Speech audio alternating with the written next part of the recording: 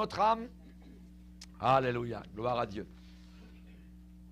Dans Malachie, nous allons lire ce matin dans Malachie, chapitre 4, et nous allons lire du verset 1 au verset 3. Malachie, chapitre 4, verset 1 au verset 3. Et le titre du message ce matin s'intitule « Le soleil de justice pour ceux qui craignent Dieu ». Le soleil de justice pour ceux qui craignent Dieu. Malachie 4, verset 1er, la dernière page de l'Ancien Testament. Car voici, le jour vient, ardent comme une fournaise. Tous les hautains, les orgueilleux, et tous les méchants seront comme du chaume. Le jour qui vient les embrasera, dit l'Éternel des armées. Il ne leur laissera ni racine, ni rameau. Mais pour vous qui craignez mon nom, se lèvera le soleil de la justice et la guérison sera sous ses ailes. Vous sortirez et vous sauterez comme les veaux d'une étable, et vous foulerez les méchants, car ils seront comme de la cendre sur la plante de vos pieds, au jour que je prépare, dit l'Éternel des armées. Amen. Seigneur, nous voulons te bénir. Seigneur, ce matin, tu agis dans ton Église. Ce matin, Seigneur, nous pouvons ressentir puissamment ta présence dans nos cœurs, dans nos âmes, Seigneur. L'activité du Saint-Esprit qui ordonne à tes enfants d'aller plus loin. Merci, Seigneur, pour les pages tournées dans nos vies spirituelles, Seigneur. Nous voulons oublier ce qui est en arrière et nous voulons nous précipiter vers ce qui est en avant. Alléluia. Oh, mon Sauveur, aide-nous ne pas être comme la femme de Lot qui a regardé en arrière et qui a été changé en statue de sel. Que nous puissions, Seigneur, au contraire, aller de l'avant par ta présence, par ta gloire. Ce matin, encourage chacun de tes enfants, car tu es un Dieu qui agit au-delà de tout ce que nous demandons ou pensons. À toi soit la gloire dans l'Église et dans tous les siècles des siècles. Amen. Et tout le peuple dit Amen. Gloire à Dieu. Vous pouvez vous asseoir, frères et sœurs. Alléluia. Gloire à Dieu. À partir de ce passage de Malachie, j'aimerais vous parler ce matin sur ce soleil de justice qui va venir avec la guérison sous ses ailes. N'oubliez jamais que chaque mot de la Bible est inspiré par le Saint-Esprit. Ça veut dire que pour les païens, les choses vont aller de pire en pire.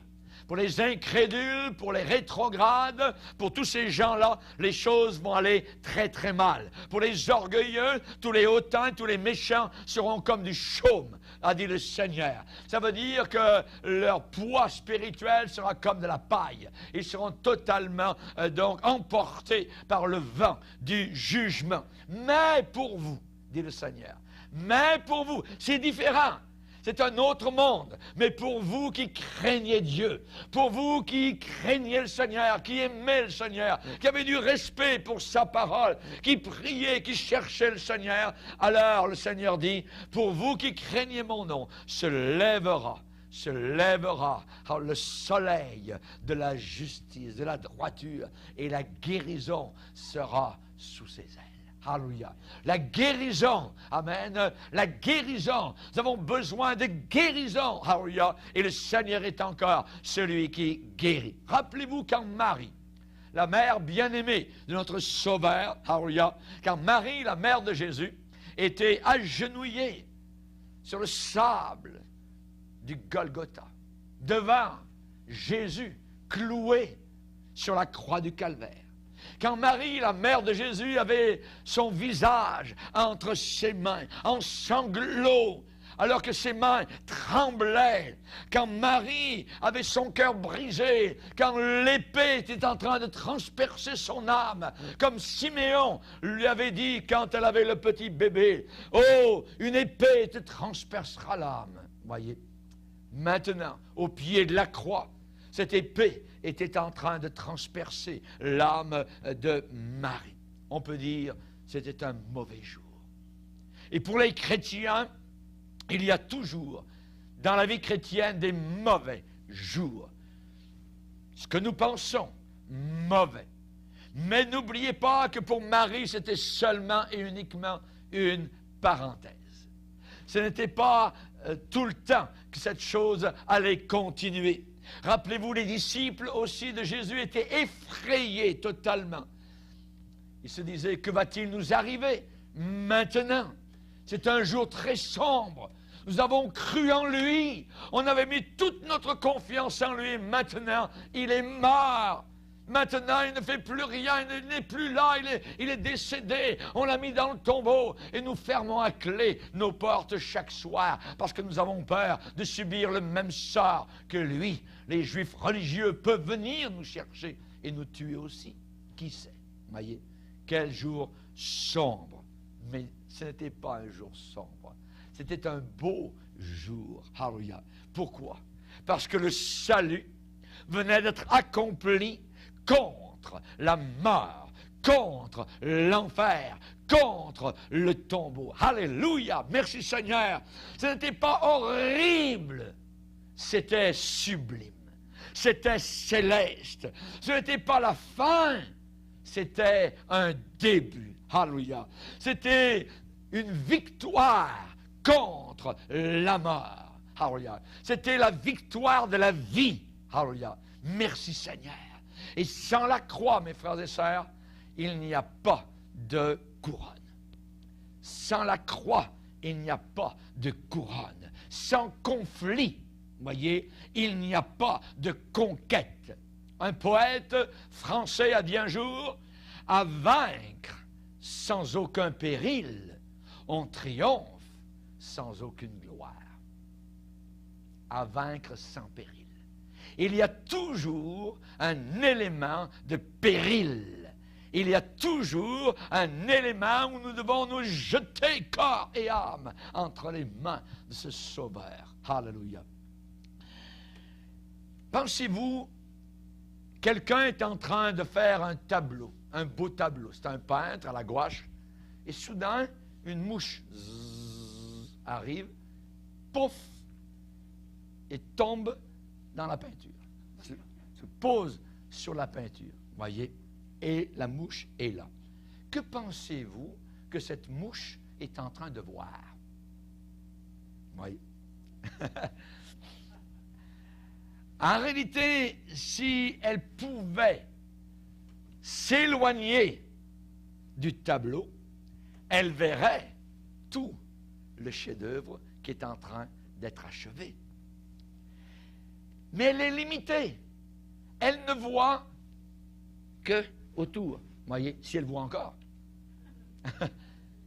Et nous, souvent, nous sommes comme cela. Nous sommes aussi limités que la mouche. Mais si nous étions, avec un peu de recul, éloignés du tableau, nous verrions tout le plan. D'ici, ah oui, les beaux arbres, ah oui, la rivière, la montagne au fond là-bas, ah là, on verrait tout le tableau. Et si nous étions, je dirais, sur les balcons célestes, avec le grand dessinateur, avec le grand architecte, amen, des siècles, alors on verrait les moments sombres, obscurs, voyez, de notre vie. Mais en même temps, nous pourrions voir une belle partie de son plan parfait pour nous. Mais, comme nous sommes comme la mouche, limités, voyez, à l'intérieur de la gouache, on n'y voit rien du tout.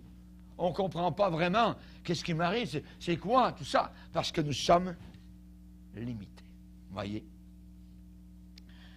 À vaincre sans péril, on triomphe sans gloire. Je me rappelle quand j'étais jeune adolescent en France, nous avions à Saint-Étienne, dans la région où je suis né, une équipe. Et tous les Français ont connu pendant des années les Verts. C'était une équipe de foot en première division et ils étaient tout le temps, donc, les premiers de toute la France. Et je me rappelle qu'un jour, il y avait un match, je ne me rappelle plus si c'était une demi-finale ou une finale, et il y avait beaucoup de monde donc qui allait au stade. Et moi, comme j'étais avec certains amis, j'avais été vers le stade, mais je n'avais pas d'argent pour payer, pour rentrer dans le stade. Mais au travers de la barrière du stade, c'était assez élevé, il y avait certains trous où on pouvait voir. Mais je regardais, je me rappelle, on met l'œil pour voir à l'intérieur du stade, mais qu'est-ce qu'on voit? Juste, voyez, un arrière de banc, voyez, on voyait, et je me rappelle, je n'avais pas vu grand-chose, j'avais vu aucun joueur, j'avais jamais vu le ballon, tout ça. Mais certains étaient assis, voyez, avaient réussi à se hisser sur le haut, donc, du mur qui entourait le stade, et sur le mur, à eux, ils voyaient donc au loin, donc la partie, l'équipe, les joueurs, alléluia, le ballon, et ainsi de suite. Vous voyez? Eh bien, c'est la même chose, alléluia, pour chacun d'entre nous. Pour chacun d'entre nous. Notre Père Céleste, lui, il regarde au-dessus de la barrière, au-dessus du mur, alléluia. Et il nous assure, il nous certifie que tout va bien et qu'il contrôle bien toute la situation. Il contrôle bien toute la situation. Souvent, nous, on se tient trop proche, je dirais, de l'image pour donner un bon jugement. On est trop proche, on n'a pas assez de recul. Notre champ de vision est trop limité. Et dans cette vie, une partie de son plan magistral, voyez, est trop complexe pour que nous, les humains, nous puissions tout comprendre. Et c'est la raison pour laquelle nous disons souvent, pourquoi Seigneur? Pourquoi ceci? Pourquoi cela? Nous sommes comme la mouche avec les petites ailes prises dans la gouache et on voit juste ici autour tout ça, hier, aujourd'hui et demain. Vous voyez, nous ne voyons pas le plan magistral de tout ce que Dieu est en train de faire dans chacune de nos vies. Et si vous avez peur, demandez à Dieu de regarder par-dessus la barrière. Vous êtes de l'autre côté, avec votre petit œil pour regarder le match, voyez. Seigneur, tu es en haut de la barrière, comment ça se passe? Seigneur, vraiment, t'en fais pas, tout va bien. T'en fais pas, tout va bien. Alléluia. Gloire au Seigneur. Que Dieu soit béni. Les chrétiens doivent faire attention à ne pas être complexés par la crise. Nous vivons dans une crise actuellement. Cette crise va s'amplifier. Jésus a dit, quand vous verrez ces choses, donc il y a certaines choses qu'on va voir, et on les voit, et on commence à les voir, et à les discerner. Relevez la tête, parce que votre délivrance approche. Alléluia. Aujourd'hui, il faut faire attention au désespoir, à la dépression. Certains pensent le jugement qui s'en vient, le destin terrible pour la terre. Certains sont bien plus intéressés à l'Antichrist qu'avec le Christ qui s'en vient. Alléluia. Certains ont peur d'avoir la tête coupée. Non, ne vous en faites pas. Imaginez si un dimanche matin, j'arrivais à l'église avec une hache. Votre consécration disparaîtrait tout de suite. Oui. Dieu n'est pas morbide. Dieu n'est pas morbide, non. Ah oui, certains ont déjà dit, certains chrétiens ont dit, on va quitter nos ouvrages, on va quitter mon emploi, tout ça, on va quitter la ville, on va aller à la campagne, on va aller vivre quelque part dans les montagnes perdues, tout ça. Non. Dieu peut pourvoir pour vous dans la ville aussi bien que dans la campagne. Amen. Alléluia, gloire au Seigneur. Rappelez-vous, il y a une époque dans la parole de Dieu où Isaac, le fils d'Abraham, il est dit qu'il y eut une famine dans le pays. Famine, c'est terrible. Ça veut dire que les magasins sont vides. Il n'y a plus rien à vendre et vous ne pouvez plus rien acheter. C'est la famine. Il y eut une famine dans le pays. Et il est dit que l'Éternel apparut à Isaac et lui dit, ne descends pas en Égypte pour essayer d'aller trouver là-bas de la nourriture. ne descends pas en Égypte, demeure dans le pays que je te dirai. Séjourne dans ce pays-ci, dans Genèse 26. Car je serai avec toi, je te bénirai et je te donnerai toutes ces contrées à toi. Et qu'est-ce qu'il a dit? Pour aller un peu plus loin. Il a dit au verset 12, dans Genèse 26, verset 12, dans un temps de famine, Isaac sema dans ce pays. Et il recueillit cette année-là le centuple. Semé dans un temps de famine. Il sema dans ce pays et il recueillit cette année le centuple. Pourquoi? Parce que l'Éternel le bénit. Quand l'Éternel bénit, vous êtes bénis. Et vous le savez. Semé dans un temps de famine. L'élément, je dirais, dont nous avons tous besoin, c'est le Seigneur. Ce n'est pas les hommes, c'est le Seigneur qui peut se servir des hommes, mais c'est lui en premier. Il sema dans ce pays et il recueillit cette année-là le centuple parce que l'Éternel le bénit. Dieu peut pourvoir pour vous aussi bien à la ville qu'à la campagne, où que vous soyez. Il y a beaucoup de chrétiens qui ne sont pas heureux. Il y a beaucoup de chrétiens qui ne sont pas joyeux. Pourquoi? Par choix. Parce qu'ils ont choisi de ne pas être heureux et joyeux. Un chrétien qui a perdu sa joie a perdu ses lettres de créance. Un chrétien invisible au milieu des païens, pourquoi? Par sa joie. Il est ouvert, il est clair, il est sauvé, il est pardonné, il sait où il va, il sait d'où il vient, il sait pourquoi il est sur la terre. Nous savons que nous sommes passés de la mort à la vie. Nous le savons. Mais quand il perd sa carte d'identité, sa joie, il vient de perdre ses lettres d'accréditation de la part du Seigneur. La Bible dit, c'est dans le calme et la confiance que sera votre force. Alléluia. À celui qui est ferme dans ses sentiments, tu assures, c'est une assurance, tu assures la paix, 2 fois ça le dit, parce qu'il se confie en toi. Il se confie en toi. Vous savez que Jésus a été accusé. Jésus a été accusé par qui? Par l'Église organisée. Il était accusé par des gens religieux, des gens qui disaient prier à Dieu, des gens qui disaient aller au temple tous les jours, qui avaient le rituel. Vous voyez? Il était accusé pourquoi? Accusé par ces gens religieux parce qu'il était trop bienheureux. Il était trop heureux. Il était trop joyeux. Ça ne se peut pas. Dans la religion, il faut être triste. Dans la religion, il faut avoir un visage rallongé, voyez. Et là, vous êtes pieux. Là, vous êtes saint. Mais rire, être joyeux. Non, Jésus était trop joyeux. Jésus a tressailli dans son cœur. Il a dit, Père, plus merveilleux, je te bénis de ce que tu as caché ces choses aux sages et aux intelligents, de ce que tu les as révélées aux enfants. Alléluia. Il prenait les enfants dans ses bras. Alléluia. Il riait avec eux, il devait jouer avec eux, courir avec eux. Alléluia. Ça, un homme religieux?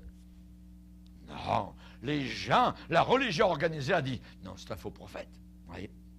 Pour les pharisiens, plus leur visage s'allongeait, plus ils étaient saints.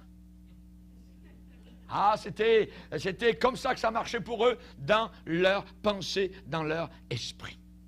Des visages austères. La joie était une hérésie. Il ne fallait pas être joyeux. C'était des légalistes dont les descendants sont encore avec nous. Faire attention, voyez. Le radical de Nazareth est allé à un mariage. Il a souri quelquefois. Il a ri l'autre jour, voyez. Il a même procuré du vin à Cana. Oh, c'est impossible, ça. L'Église de l'époque était prête à le tuer.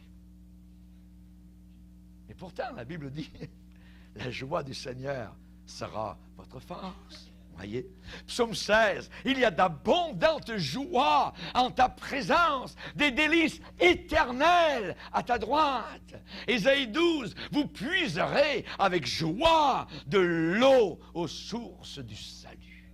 Alléluia. Isaïe 35, verset 10. Les rachetés de l'Éternel retourneront avec allégresse à Sion et une joie éternelle couronnera leur tête. Galates 5, 22. Le fruit de l'esprit, c'est la joie. Le fruit de l'esprit, c'est la joie. Je suis dans la joie quand on me dit « Hey, on va à la réunion. Allons à la maison du Seigneur.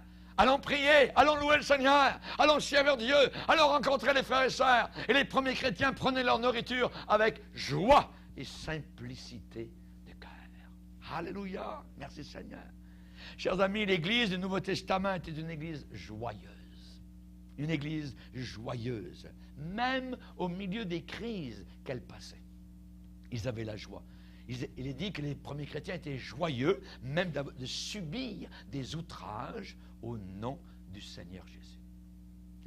Ils étaient joyeux, il y avait une joie, ils subissaient des outrages, persécutés, mais il y avait la joie qui était là au fond de leur cœur. Merci Seigneur. Amen.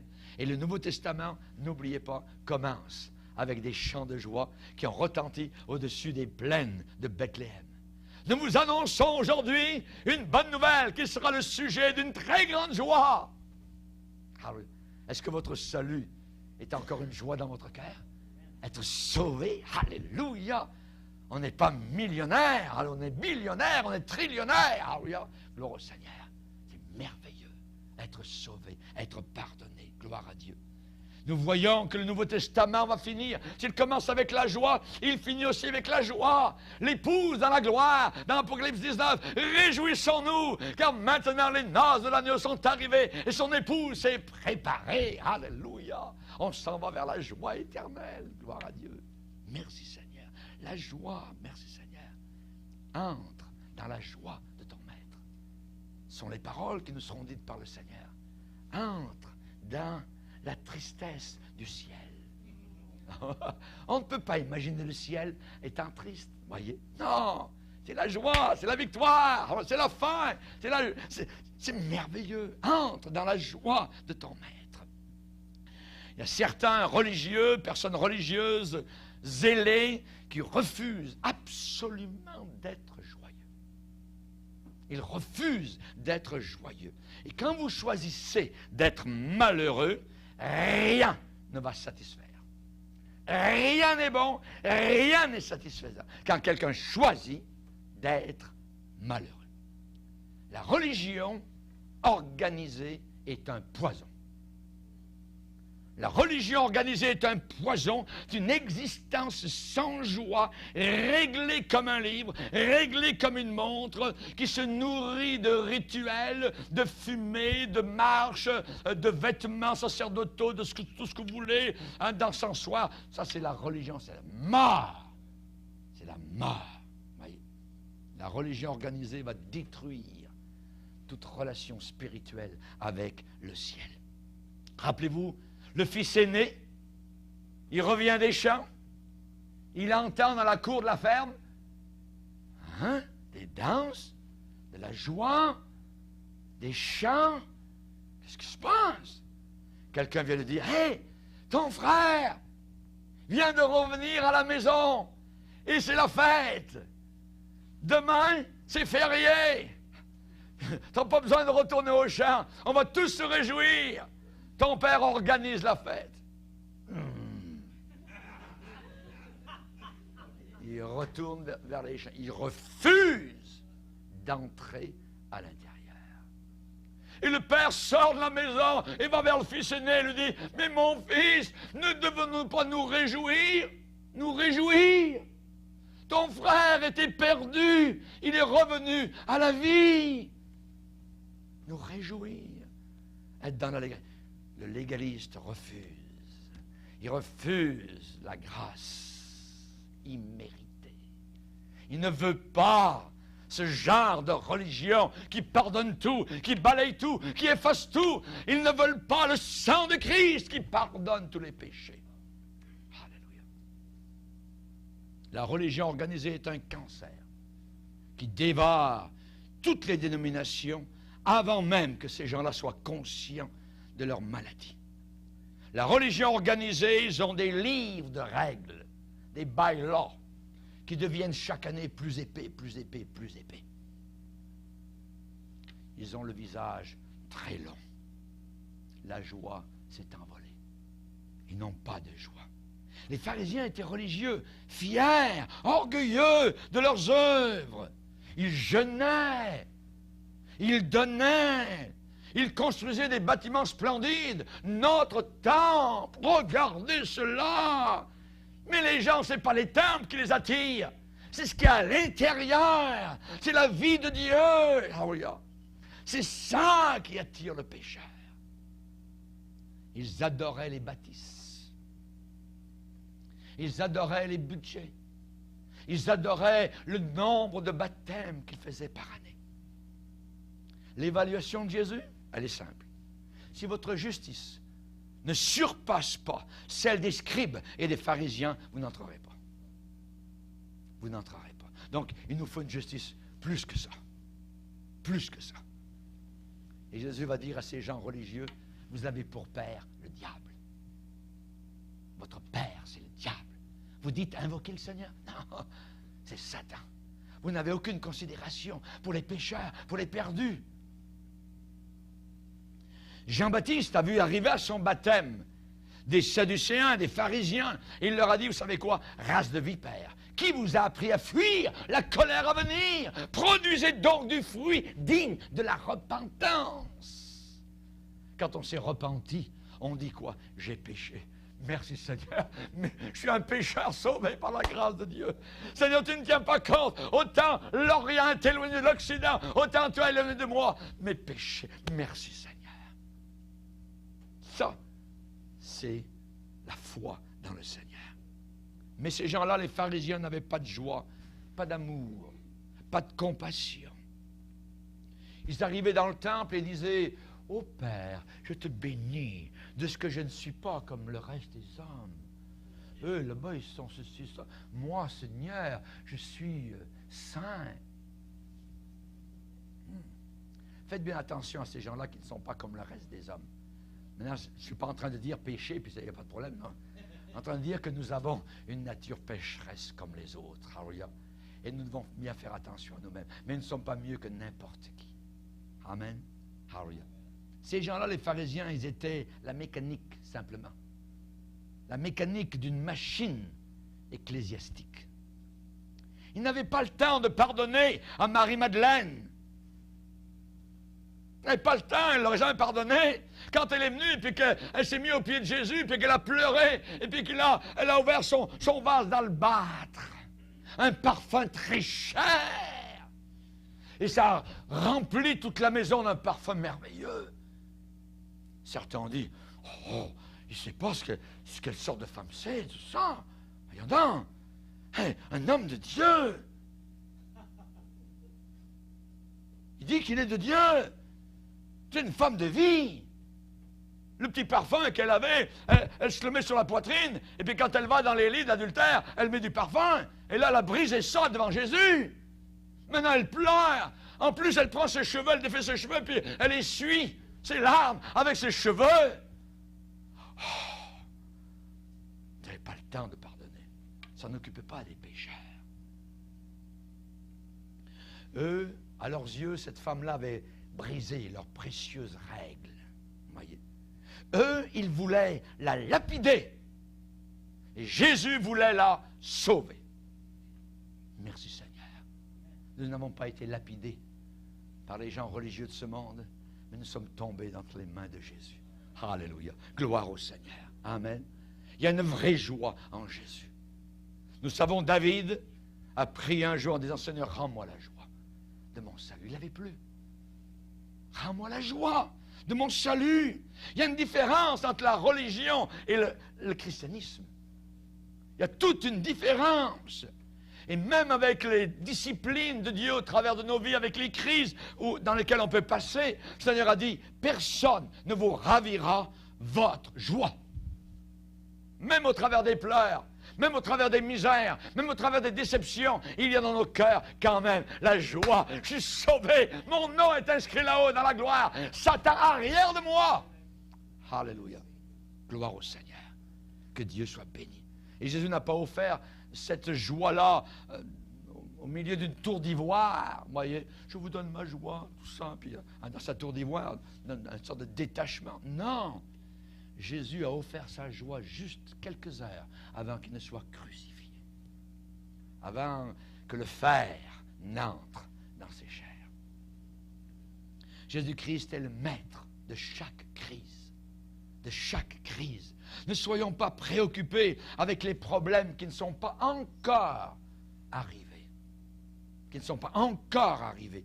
Jésus a souvent répété, ne vous inquiétez pas pour votre vie, de quoi vous mangerez, de quoi vous serez vêtus. Ce sont les païens qui s'occupent et se préoccupent de ces choses-là.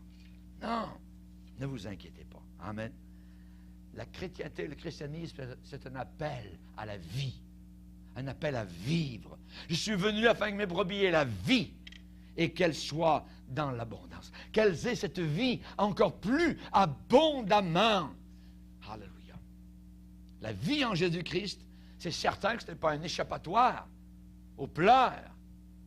On ne vient pas au Seigneur en disant, maintenant je ne pleurerai plus, j'aurai plus de problèmes, j'aurai plus de difficultés, ce sera un tapis rouge, tout ça, ça va tout bien aller. Non, ça va tout bien aller quand vous serez au ciel. Mais sur la terre, alléluia, ce qu'il faut regarder, c'est avoir Jésus avec nous. C'est tout, qu'il soit avec nous. La vie en Jésus-Christ n'est pas un échappatoire pour les pleurs, pour les épreuves, pour les risques, pour les responsabilités. Non, voyez. De vouloir demander une vie sans aucun risque, voyez, et sans aucune responsabilité, c'est comme si vous demandiez la mort. Parce que la vie est faite de risques et de responsabilités. Dans un cimetière, il n'y a aucune pression. Pourquoi? Parce qu'il n'y a aucune responsabilité. Et il y a beaucoup de gens qui vivent dans des cimetières. Parce qu'ils ne veulent pas de responsabilité et ils ne veulent pas de risque. Voyez? Jésus dit, si quelqu'un veut venir après moi, qu'il se charge de sa croix chaque jour. Chaque jour. Voyez? Vouloir se retirer de la vie est positivement un péché contre Dieu. Les moines pêchent contre Dieu. Ils se retirent de la société et de la vie. Littéralement. Beaucoup ne sont rien de plus que des cadavres qui respirent, qui cherchent un endroit pour être enterrés. C'est tout. Il faut arrêter de chercher une place pour juste être un retraité. Il y a des retraités qui ont 17 ans.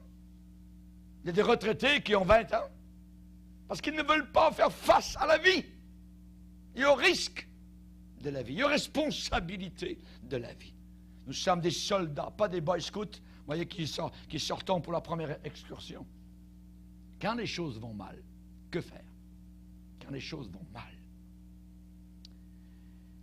Il est regrettable, je dirais très regrettable, que beaucoup ne font pas de place dans leurs plans, dans leurs idées personnelles, pour un certain degré d'insuccès, d'échec, de faillite, voyez, de renversement de situation. Il faut faire une place. Oui, il peut y avoir renversement, il peut y avoir faillite, il peut y avoir échec, mais certains ne font aucune place à cela. Alors eux sont véritablement déçus et claquent la porte à l'Église. Ah, c'est ça l'Église, je suis déçu de l'Église. Non, non. Dans la vie, il y a plus de faillite que de réussite. Dans la vie, il y a plus de désappointement que de délices. Et si vous n'avez jamais expérimenté cela, tenez bien, tenez bon, ça s'en vient. Ça s'en vient. Le désappointement fait partie de la vie normale, tôt ou tard. Être désappointé. Être désappointé. Je peux vous promettre que certaines choses dans votre futur vont mal aller. Je peux vous le promettre. C'est ce que Jésus a dit à ses disciples. Vous aurez des épreuves dans le monde. Ça va mal aller pour vous. Mais prenez courage. J'ai vaincu le monde. Amen. Alléluia. Gloire au Seigneur. Merci Seigneur. Ça dépend tout de notre réaction. comment je réagis. Si je suis rigide, sans vouloir plier, que va-t-il arriver? Le vent de la crise va me casser en deux. Touc. Si je ne veux pas plier. Si je suis flexible, comme le saule, qui plie, qui touche, ses branches même touchent par terre, il faut être assez humble pour cela. Si je suis flexible, comme les saules, le vent de la crise va me ramener une vie pleine, glorieuse, avec beaucoup d'expériences que j'ai acquises au travers de la crise. Alléluia. Il y avait un Quaker. Vous avez entendu parler des Quakers? Vous voyez? Les Quakers, c'était un Quaker qui avait acheté une belle vache. Il était fermier. Une vache à lait. Et le premier matin, dans l'étable, il s'en va pour la traire. La déception est évidemment très très loin de son esprit.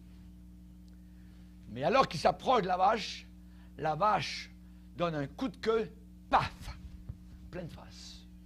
Oh, la bonne vache à lait, attends. Hey. En plus, la queue était trempée, vous voyez. Et en plus, la vache a donné un coup de sabot dans le seau. Bon. Maintenant, les Quakers sont supposés toujours garder leur sang-froid. Calmement, notre Quaker a remis en place le seau qui était bossé, vous voyez, et il a recommencé. Cette fois, le seau de lait, vous voyez, a revolé en dehors de l'étable. Bang! Vous voyez? Jusque dans la cour. Le Quaker est patient. Il ne faut jamais qu'un Quaker se mette en colère, vous voyez? Alors il est allé chercher le seau, il est revenu vers la vache pour recommencer. Cette fois, son effort a été récompensé. La vache a frappé le seau et le Quaker en dehors de l'étable. Bang! C'était trop. Too much, vous voyez?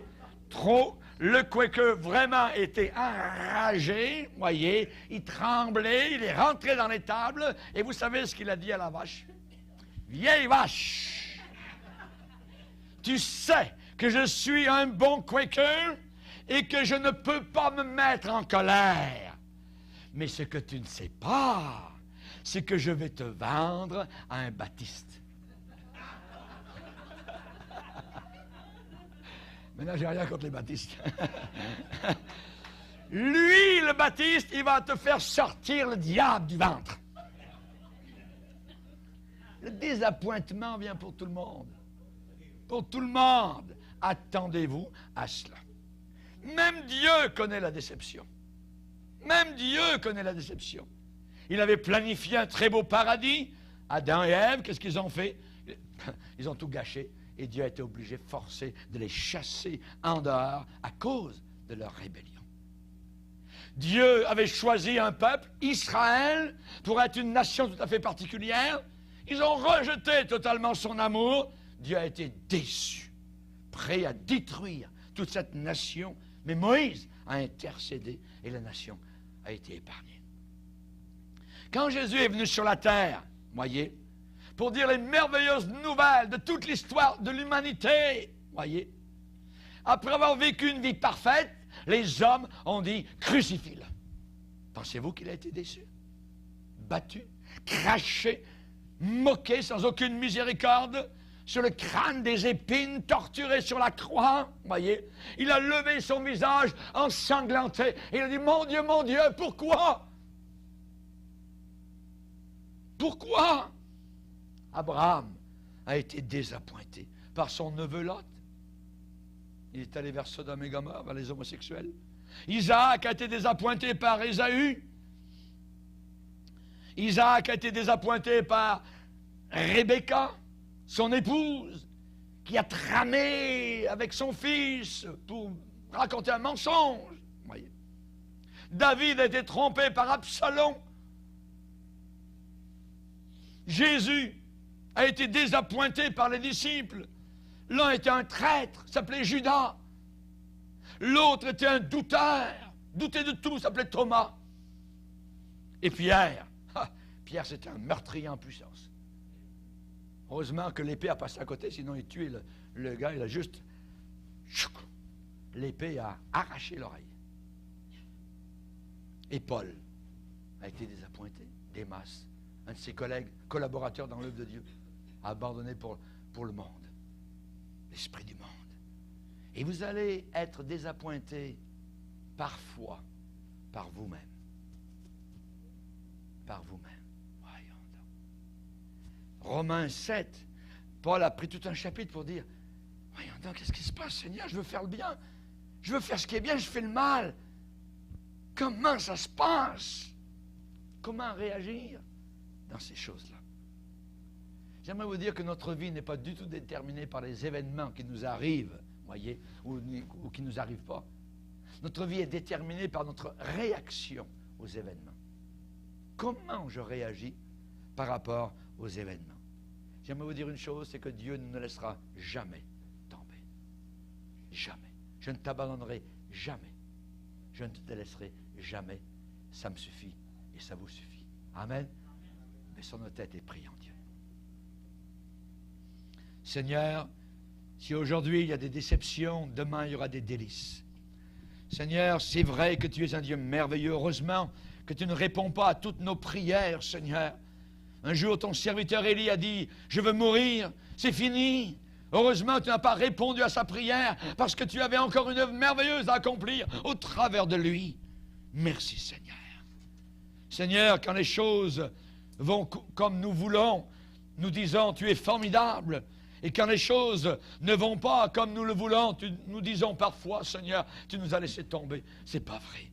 Pardonne-nous, Seigneur. Tu ne nous as jamais laissé tomber. Tu as toujours été là. Nous te bénissons pour les désappointements, les déceptions qui sont nécessaires dans nos vies. Merci, Seigneur. S'il y a eu un Gethsémané, il y a la Pâque aussi. S'il y a eu la mort, il y a la résurrection. Seigneur, nous te bénissons. Alléluia. Nous attendons une ville dont tu es l'architecte et le bâtisseur.